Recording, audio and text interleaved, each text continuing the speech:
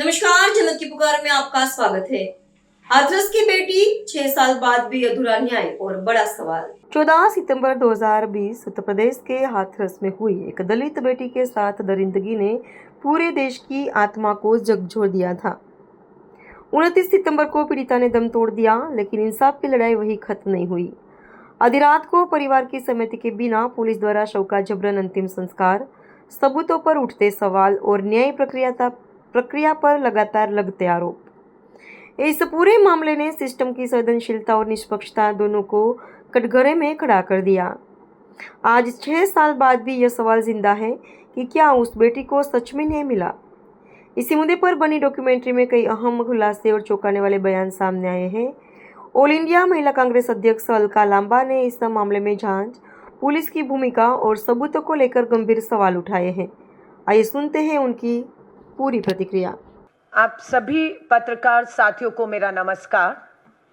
आज भारत रत्न पूर्व प्रधानमंत्री शहीद राजीव गांधी जी की पुण्यतिथि पर हम उन्हें याद करते हैं और उन्हें श्रद्धांजलि देते हैं। आज देश भर में रक्तदान भारत मां के लाल राजीव के नाम पर मैंने और देश में बहुत से हमारे कार्यकर्ताओं ने राजीव जी को याद करते हुए अपना रक्तदान देश के नाम किया है। आज की प्रेस वार्ता हमारे उत्तर प्रदेश के हाथरस में 14 सितंबर 2020 लगभग 6 साल पहले एक घटना जिसने मात्र उत्तर प्रदेश नहीं, राजधानी दिल्ली और देश को हिलाकर रख दिया था। 14 सितंबर 2020 को आपको याद होगा कि उत्तर प्रदेश की एक गरीब परिवार की दलित बेटी के साथ सामूहिक बलात्कार हुआ था। 29 सितंबर को उस बेटी की दिल्ली के सफदरजंग अस्पताल में मौत हो जाती है।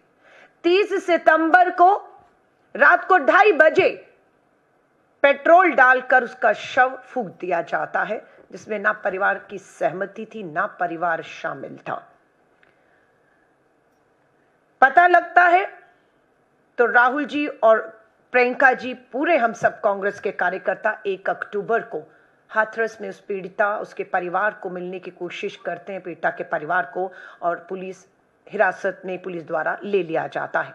और 2 मार्च 2023 को पता लगता है कि बलात्कार के आरोपी जो थे 4, उनमें से 3 को बरी भी कर दिया गया है। और 6 साल में लोग उस मामले को भूल गए, मामला खत्म हो गया, लेकिन घाव अभी तक भरे नहीं।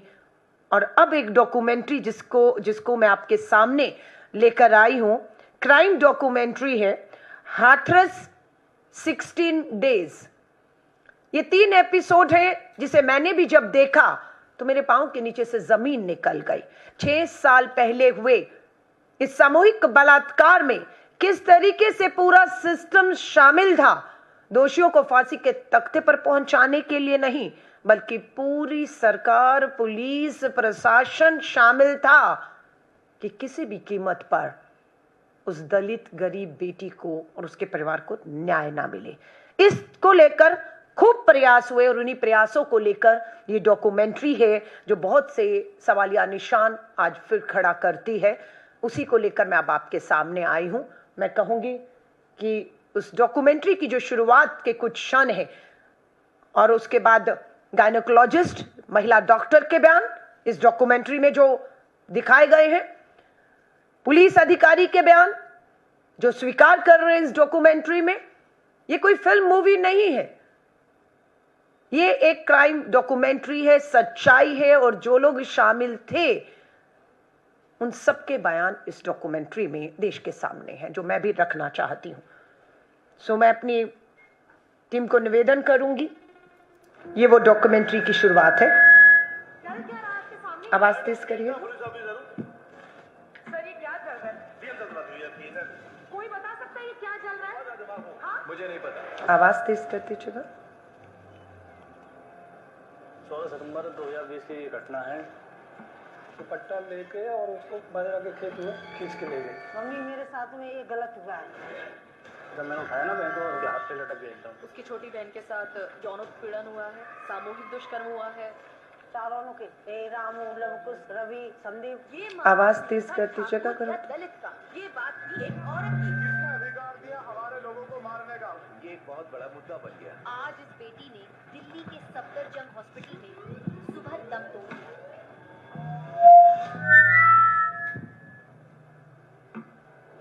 यहाँ पुलिस सुरक्षा में शव को ले जाया जा रहा है। हमारे बिना किसी के बॉडी ले गए। इतना प्रशासन इतना टाइट हो गया है। अधिकारी आए और उन्होंने कहा आप नहीं जा सकती। मैं क्यों नहीं जा सकती? ताले में बंद है अपने ही घर में, हमारे साथ जबरदस्ती कर रहे हैं वो। हम अपने बच्चे के अपने घर से ही दरवाजे से ही विदाई करना चाहते हैं। उन्होंने कोई सुनवाई नहीं करी। ये कहीं नहीं लिखा है दाह संस्कार कब रात में नहीं होता है। Now you are even snatching away the rights of her being cremated respectfully. हटिए एक सेकंड, हटिए। अब कर लिया ना आप लोगों ने जो करना है, हटिए एक बार। हम लोग को बोलते हैं कि हिंदू हैं, कौन से रीति रिवाज में हम हिंदू हैं? रात के 2:30 बजे जब बॉडी को जला दिया तो हिंदू रीति रिवाज में तो ये होती नहीं है, तो उसकी आत्मा तो भटके ही। उस बेटी को लास्ट में किसी परिवार के उसको मुंह नहीं दिखाने दिया।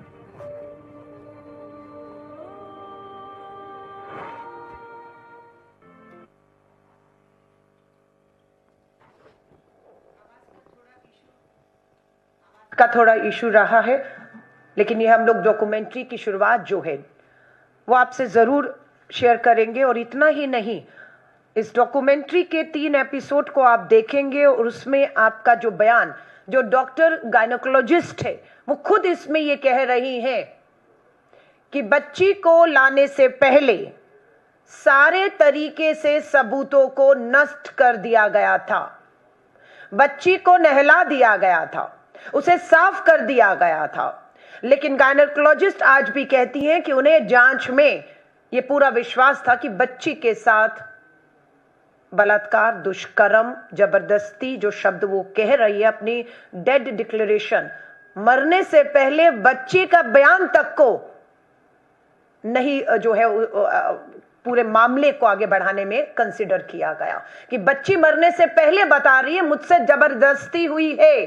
और गायनेकोलॉजिस्ट कहती है कि हाँ, बच्ची के साथ उन्हें ऐसा है कि गलत हुआ है, लेकिन इन सब चीजों को जब कोर्ट के सामने चीजें पेश की गई वहां नहीं रखा गया। केस को पुलिस द्वारा कमजोर कर दिया गया, जिससे आरोपियों को बच निकलने में सरकार और पुलिस ने पूरी मदद की। मैं अब गायनेकोलॉजिस्ट, जो महिला डॉक्टर बच्ची की पूरी जांच कर रही थी, उसका बयान इस डॉक्यूमेंट्री में जो आया है वो आपके सामने रख रही हूं।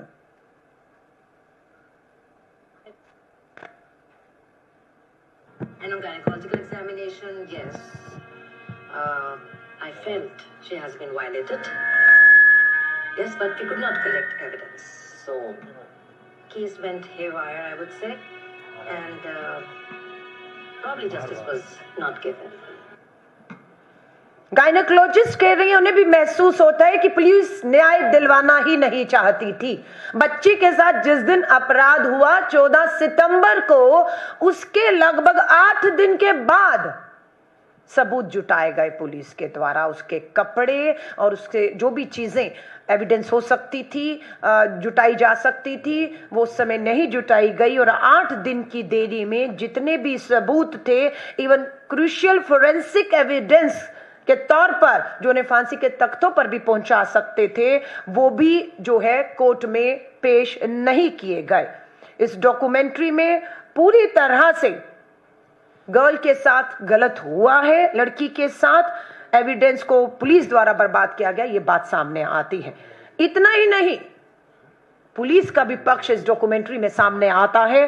Farmer ADG law and order UP Prashant Kumar जो उस समय थे, इस डॉक्यूमेंट्री में उनका भी बयान है जो मैं अब आपके सामने रखना चाहती हूं, जिसमें वो साफ कह रहे हैं कैमरा पर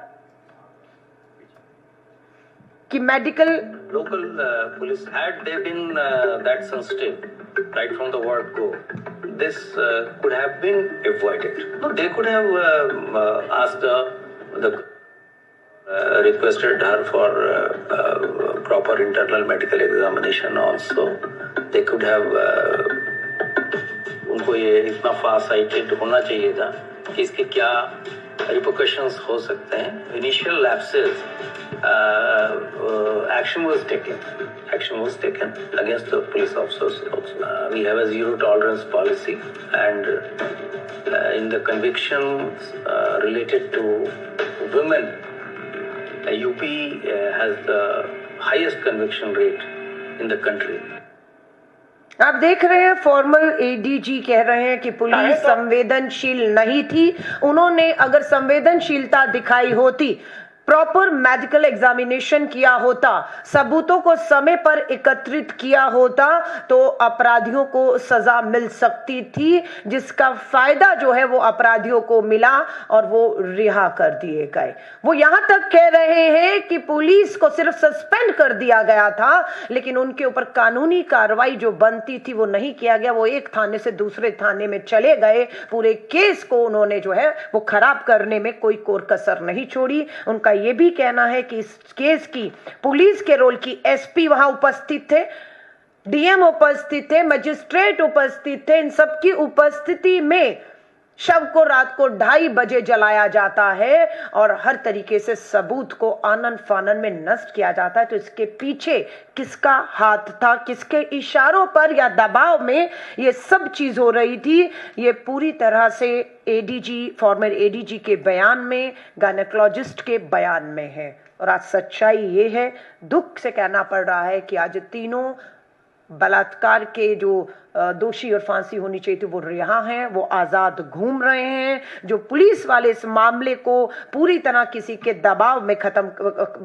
कमजोर किया है, वो भी मुझे लगता है कि प्रमोशन लेकर किसी दूसरी जगह इसी तरह की वारदात को दबाव में, लालच में, उन्नति पदोन्नति के लालच में कितने ऐसे मामले जो है उसको खराब करने की कोशिश कर रहे होंगे. क्योंकि नेशनल क्राइम रिकॉर्ड ब्यूरो के 2024 के आंकड़े भी दिखाते हैं कि उत्तर प्रदेश महिलाओं के प्रति हर तरीके के अपराध में नंबर 1 पे खड़ा हुआ है. सो ये बेहद ही हमारे लिए दुख और चिंता की बात है. मुझे लगता है कि इस डॉक्यूमेंट्री, इसमें जो बयान है और जो लोग दोषी हैं उनके ऊपर दोबारा से मामले चलने चाहिए और हर तरीके से एफआईआर ना करना पहले हफ्ते में, एविडेंस ना जुटाना पहले 8 दिन के अंदर. एसपी, डीएम, मजिस्ट्रेट कौन थे जिन्हें सिर्फ पद से उस समय यहां से हटाकर दूसरी जगह भेज दिया गया, इन सब के ऊपर कार्रवाई होना जरूरी है. और मैं फिर कहूंगी, आज जो मामले हैं उसका सबसे बड़ा कारण ये एक हाथरस का मामला भी है. क्योंकि अगर इसमें कार्रवाई हो गई होती, इसमें न्याय मिल गया होता, उसमें पुलिस की जांच, कोर्ट, एविडेंस, मेडिकल, एफआईआर, हर चीज एक उदाहरण बन सकती थी कि कैसे एक मामले को बेहतरीन तरीके से जो है वो पेश किया जा सकता था कि अपराधियों में डर पैदा हो और सजाएं मिलती. तो शायद आज उत्तर प्रदेश 2026 में हम देख रहे हैं कि 24 के आंकड़ों में अव्वल नंबर पे ना खड़ा होता. मैं खुद विक्टिम का जो परिवार है, जो अब हमारे बीच में नहीं रही, उसके परिवार आज भी डर और खौफ में है. आज भी उस परिवार से, हाथरस की इस दलित गरीब बेटी के परिवार के साथ जो भी वायदे किए गए, मैं आपसे कहूंगी एक बार उस परिवार को आज भी मिलिए जो डर के साए में है, जिन्हें बंद कर इतने सालों से रखा और जिनसे जो भी मुआवजे की बात हुई, सरकारी नौकरी परिवार को देने की बात हुई, सुरक्षा की बात हुई, वो इन 6 सालों में पूरी तरह डर और खौफ में है. मेरी पीड़िता जो अब नहीं रही, उसके भाई से भी मुलाकात एक कार्यक्रम में हुई, बात हुई. और ये सब खेल आज भी इस देश में दुख और चिंता की बात है कहते हुए कि जारी है. अब इसमें कांग्रेस ऐसा नहीं है कि ये 2020 का मामला था, हमने उठाया. हम लोगों ने 1 अक्टूबर का, जिनको लगता है कि कांग्रेस ने क्या किया, कांग्रेस विपक्ष में थी, कांग्रेस को बोलना चाहिए था, हमारे खुद नेता, मैं देख रही थी, मुझे अपना भी याद है, मैं वहीं पर उपस्थित थी 1 अक्टूबर, जिस 30 सितंबर को शव जब रात को 2:30 बजे पेट्रोल डालकर, परिवार नहीं था वहां पर, परिवार को बंदी बना दिया गया था, डीएम, एसपी, पुलिस की उपस्थिति में उसे आनन फानन में रात को 2:30 बजे पीड़ित परिवार चिल्ला रहा है कि बच्ची को एक बार घर ले जाने दीजिए, बच्ची का चेहरा देखने दीजिए. और उसको 8 बजे के बाद जो है हमारे रीति रिवाजों के अनुसार वो परिवार कह रहा है कि नहीं, आप जलाइए शव को, उसकी आत्मा भटकती रहेगी. ये उनका विश्वास था, जो आज तक उन्हें ऐसा डर और खौफ है कि बच्ची की आत्मा को शांति नहीं मिल रही है. क्योंकि हम प्रार्थना भावनाओं में कहते हैं कि आत्मा को शांति दो, यानी कि हम मानते हैं कि आत्माएं हैं जिसकी शांति के लिए मरने के बाद हम प्रार्थना करते हैं, और उस परिवार को लगता है वो आत्मा बच्चे की आज भी भटक रही है। एक तो उसको न्याय नहीं मिला और उसका जिस तरीके से संस्कार होना चाहिए था वो सब भी नहीं हुआ। मैं वही आपको हमारे नेता 1 अक्टूबर सुनिएगा, अगर राहुल जी प्रियंका जी परिवार तक उस दिन 1 अक्टूबर 2020 की तस्वीरें हैं, कोरोना महामारी के दौरान आप देखिए। Had they been that sensitive right from the word go, this could have been avoided. They कुछ could और चल रहा है इसमें देखिए, मैं सिर्फ ये कह रही हूं, अगर उस दिन प्रियंका जी और राहुल जी को पुलिस ने डीएनडी फ्लाईओवर पर ना रोका होता, वो परिवार के पास पहुंच चुके होते, तो 2023 में ये अपराधी बरी नहीं होते, ये हमारा विश्वास था। सिर्फ यही कारण था, प्रियंका जी और राहुल गांधी जी को पुलिस ने उस समय हिरासत में लेकर डीएनडी फ्लाईओवर पर रोका रखा, और कभी भी परिवार से लोगों को जो न्याय के लिए उनके साथ खड़ा होना चाहते थे उन्हें नहीं खड़े होने दिया। है तो आप मुझे अकेले हाईवे के साइड पे चलने दीजिए। सर इस एपिडेमिक में एपिडेमिक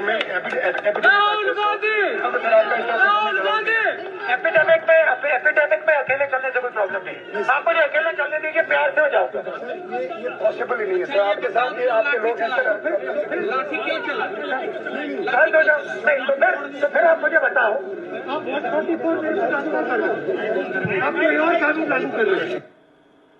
देखिए राहुल जी को, और अभी भी ये खेल चल रहा है, मैं क्यों उसका जिक्र आज कर रही हूं।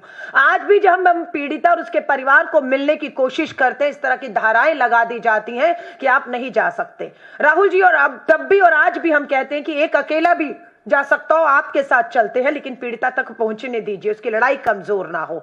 यहां पर बच्ची के साथ जहां तक चीजें सामने आई, इस डॉक्यूमेंट्री को मैं कहूंगी आप जरूर देखिएगा कि वो पूरी तरह से सीवियर इंजरीज थी, स्पाइनल कोड उसकी टूट चुकी थी, उसको जो है पूरी तरह से उसको जो है घसीटा गया था गले में दुपट्टा डाल के, जो उसके पिता भी कह रहे हैं, और उसको स्ट्रेचर नहीं दिया गया, उसको व्हीलचेयर स्ट्रेचर पर नहीं लाया गया, उसे एम्बुलेंस प्रोवाइड नहीं की गई, उसके परिवार उसको एक टेम्पो पर लाद कर हाथरस से सफदरजंग अस्पताल पहुंचे थे, जहां उस बच्ची की मौत हो गई। उस मौत से पहले भी उसने जो बयान दिया कि बलात्कार मेरे साथ हुआ है, उसको नहीं कंसिडर किया गया, और रेप के जो धाराएं थी उसे हटा दिया गया कि रेप की धारा नहीं साबित होती है, हत्या जो है वो भी नहीं थी, इसलिए तीनों आरोपी बरी कर दिए गए। मैं इस डॉक्यूमेंट्री के माध्यम से उत्तर प्रदेश की भाजपा की डबल इंजन की सरकार और उसके अधीन पूरे व्यवस्था और सिस्टम पर आज फिर सवालिया निशान खड़ा करती हूं, और पूछना चाहूंगी उत्तर प्रदेश की भाजपा की डबल इंजन की सरकार से कि इस डॉक्यूमेंट्री के माध्यम से, जो क्राइम डॉक्यूमेंट्री है, हाथरस के वो 16 दिन में जो गायनेकोलॉजिस्ट डॉक्टर, जो पुलिस और जो भी एविडेंस सबूत सामने आ रहे हैं, जो दोषी पुलिस वाले हैं, उन सब पर उत्तर प्रदेश की पुलिस आज भी कोई कार्रवाई करेगी, या जिस तरीके से पूरे देश में भाजपा बेटी बचाओ की बजाय अपने अपराधियों को, अपराध में शामिल अपने नेता और सरकार को बचाने का काम कर रही है, वो यूं ही शर्मनाक तरीके से जारी रखेगी। मैं यही कहना चाहती हूँ। जी अलका जी, हाथरस हो, उन्नाव हो या बिल्किस बानो जैसा केस हो, क्या इन मामलों में न्याय में हुई देरी पीड़िताओं के विश्वास को कमजोर नहीं करती? मेरा दूसरा सवाल, डॉक्यूमेंट्री में दिखाए गए तथ्यों के बाद सरकार को अपनी भूमिका पर देश से माफी मांगनी चाहिए। देखिए, मैं बिल्कुल आपसे कहूंगी, ये डॉक्यूमेंट्री ने एक बार फिर से इस बात की जो है पोल खोली है कि सरकार जो दावे करती है बच्चियों को न्याय मिलता है, सच ये है कि इस देश में पीड़िताओं के लिए न्याय नहीं है, बिल्कुल भी नहीं है। और ये बिल्कुल मैं कहूंगी आपको कि लड़ाई को और उम्मीदों को कमजोर करती है। अगर फिर मैं कहूंगी राहुल जी प्रियंका जी पहुंचे होते तो लड़ाई कमजोर नहीं, उस लड़ाई को ताकत मिलती और दोषियों को फांसी और सजाएं मिलती, लेकिन बाधाएं लाकर सरकार खुद जो है वो लड़ाई को, न्याय की लड़ाई को कमजोर करती है। आपने कहा देश से, बिल्कुल मैं कहूंगी उत्तर प्रदेश की सरकार को, भाजपा की डबल इंजन की सरकार को, देश से, देश के सभी पीड़िता और उनके परिवार जो आज न्याय से दूर हैं, सबसे माफी मांगनी चाहिए कि ये पूरी तरह से सरकार का और सरकार के अधीन व्यवस्था का फेल्यूर था, जिसकी वजह से अपराधी आज आजाद घूम रहे हैं। बिल्कुल उन्हें माफी भी मांगनी चाहिए और उन्हें आगे बढ़कर ये कहना चाहिए कि वो जो भी उचित कदम अभी भी उठा सकते हैं वो उन्हें उठाना चाहिए ताकि पीड़िता को न्याय मिल सके। केस न्याय में देरी क्या पीड़िताओं के विश्वास को कमजोर करते हैं? बिल्कुल कमजोर करता है। आपने सही कहा। आपने अगर बिल्किस बानो की बात कर रहे हैं तो आपको भी मालूम है सुप्रीम कोर्ट ने उम्र कैद की सजा दी। गुजरात में भाजपा की विधानसभा में भाजपा की सरकार विशेष प्रस्ताव लाकर अपराधियों को, दोषियों को, जो बलात्कार के, सामूहिक बलात्कार के दोषी करार दिए गए, उम्र कैद है, उनको उन्होंने रिहा करने का आदेश देकर पीड़िता के साथ एक बार फिर से अन्याय करने का काम किया। और भाजपा ने पहली बार नहीं कर रही। भाजपा अपनी सरकार में पैरोल और बेल और सजाएं माफ करने का एक नंगा नाच खेल करके जो न्याय की लड़ाई है उसको कमजोर करने का बिल्कुल काम कर रही है, जिसको लेकर कांग्रेस पूरी तरह से इनको जो है इस तरह से घेरने का काम करती रहेगी ताकि हमारी बच्चियों को न्याय मिल सके। मैम एक क्वेश्चन मेरा भी था कि अगर इस डॉक्यूमेंट्री के अंदर कुछ नया तथ्य आता है सामने या कोई विरोधाभास आपको लगती है तो क्या इसको न्यायिक समीक्षा की मांग करेगी कांग्रेस? हम तो अभी भी मांग कर रहे हैं, हम तो दोबारा कह रहे हैं कि सरकार इस डॉक्यूमेंट्री में जो गायनेकोलॉजिस्ट डॉक्टर है वो खुद कह रही है कि एविडेंस कुछ और कह रहे थे, क्योंकि 8 दिन बाद सबूत इकट्ठे किए गए, तब बहुत देर हो गई थी। But as a doctor, as a gynaecologist, जब मैंने उस बच्ची को देखा मुझे ऐसा महसूस होता है, मेरा जो एक्सपीरियंस है, डॉक्टर कह रही है, मेरा जो अनुभव, जो एक्सपीरियंस है, वो देखते इस बात को अपने आप में कह रहा था कि बच्ची के साथ सामूहिक बलात्कार, दुष्कर्म गलत हुआ है। ये एक एविडेंस बहुत स्ट्रॉन्ग है। एडीजी, हमारे जो पूर्व पुलिस के हमारे एडीजी प्रशांत कुमार जी के खुद बयान में ये कहा जा रहा है, तो बिल्कुल उत्तर प्रदेश की सरकार को बनता है कि आपके फॉर्मर एडीजी का बयान है कि पुलिस ने एफआईआर करने में, सबूत जुटाने में, हर चीज में, और शव को तुरंत जला देने में 2:30 बजे पेट्रोल फूंक कर कि हम कुछ भी इकट्ठा ना कर पाए, इसमें पुलिस की जो है कार्रवाई पर भी सवालिया निशान खड़ा होता है। और वो भी जो है कटघरे में खड़े किए जाने चाहिए, जो उस समय नहीं किए गए वो अब किए जाने चाहिए। लेकिन अगर उस समय की जो पुलिस, जो डीएम और एसपी और सब अगर सरकार में ही बैठे किसी एक आदमी के इशारे पर वो पूरा जो 16 दिन हाथरस का खेल हुआ उसमें शामिल थे कांड में, तो फिर आप उम्मीद कैसे कर सकते हैं कि जो 20 में नहीं हुआ वो 26 में होगा। और अगर कुछ नहीं होता तो मान लीजिएगा सरकार में कोई ना कोई आदमी बैठा हुआ इस सारे प्रकरण को खुद देखरेख में करवा रहा था कि दोषी बच जाएं और पीड़िता को न्याय कभी ना मिले जो मैं नहीं मिला।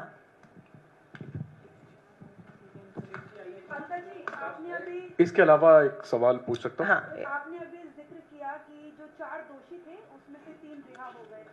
क्या लगता है आपको कि आपने अभी जिक्र किया, एडीजी ने भी बताया कि जो देरी थी, जो कलेक्ट करनी चाहिए थी चीज़ें, जो मतलब कि जो जांच में सहयोग करती, वो सभी 8 दिन बाद इकट्ठी की गई और महिला को जो है नहला दिया गया, सारे सबूत मिटा दिए गए। आपको क्या लगता है किन लोगों का हाथ इसके पीछे था? बिल्कुल, सत्ता में बैठा हुआ कोई तो बड़ा आदमी था, कोई तो था जिसको संरक्षण जो है पूरी तरह से मिल रहा था कि हम हैं, आप इस पूरे केस को किसी तरह भी, अब वो जो 3 आदमी बरे हुए हैं दोषी, मैं तो उनको आज भी दोषी कहूंगी, जो बरी हो गए हैं, हाँ, उनका लिंक, उनके संपर्क क्या थे, किनके साथ थे, इसकी जांच अगर आप करेंगे तो आपको पता लग जाएगा कि वो कौन सी बड़ी मछली या बड़ा आदमी सत्ता का था जो इस तरीके से निर्देश दे रहा था कि 2:30 बजे शव फूंक दीजिए। एफआईआर करने की जरूरत नहीं है, एफआईआर नहीं हुई 1 हफ्ते तक, 8 दिन तक एविडेंस नहीं जुटाए गए,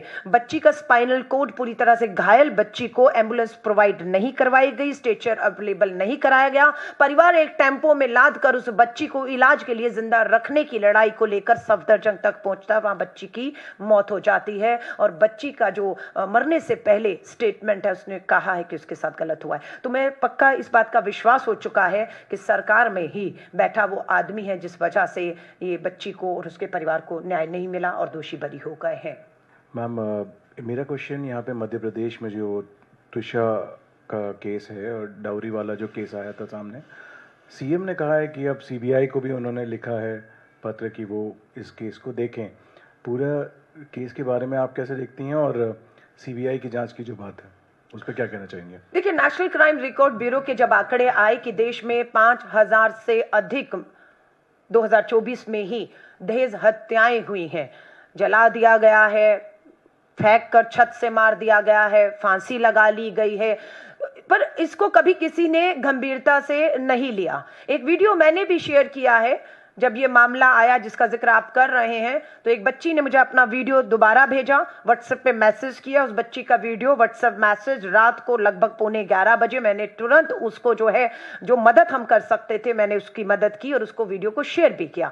बात यह है कि FIR नहीं होती है। इस मामले में भी FIR शिकायत दर्ज करने में देरी की गई और सबसे बड़ी बात गिरफ्तारी नहीं है। पति फरार चल रहा है, वकील है, वो अपने कानून अधिकार बता रहे हैं, उनकी जो सास थे वो खुद पूर्व में जज रही हैं और जिस तरह के बयान उनके सुनने में आ रहे हैं, मुझे लगता है कि बच्ची को जो हमारे बीच में नहीं रही उसको टॉर्चर करने पर मानसिक रूप से हर तरीके से उसका भी बहुत बड़ा हाथ है और अब तक उनकी भी गिरफ्तारी बनता है, क्योंकि CCTV फुटेज में साफ दिख रहा है जब उसके साथ कुछ हुआ तब वो सीढ़ियों से 3 आदमी उसको नीचे सीढ़ियों से, वो तब जिंदा थी नहीं थी मालूम नहीं, ला रहे हैं, लेकिन उस समय ये जो उनकी सास कह रहे हैं जो पूर्व जज थी वो वही घूम रही है CCTV फुटेज में। और उसके बाद जिस तरह से मीडिया में आकर वो विक्टिम कार्ड खेल रही है, मुझे लग रहा है अभी तक उनकी दोनों की गिरफ्तारी हो जानी चाहिए थी। अगर यहां पर भी कुछ नहीं होता है तो इस देश, इस सरकार से, इन कानूनों से उम्मीद छोड़ देनी चाहिए। लेकिन सच ये है कि दहेज की आग में हर रोज हमारी बच्चियां जल रही हैं और मैं माँ बाप से भी कहूंगी,